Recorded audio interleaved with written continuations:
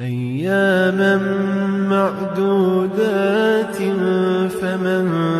كان منكم مريضا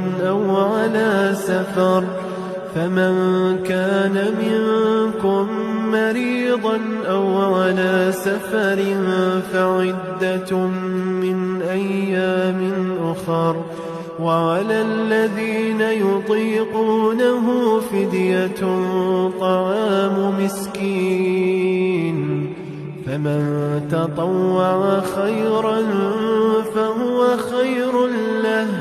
وأن تصوموا خير لكم إن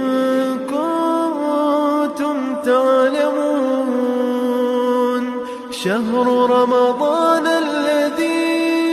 أنزل فيه القرآن هدى للناس وبينات من الهدى والفرقان فمن شهد منكم الشهر فليصم ومن كان مريضا أو على سفر فعدة من أيام أخر يريد الله بكم اليسر ولا يريد بكم العسر ولتكملوا العدة ولتكبروا الله على ما هداكم ولعلكم تشكرون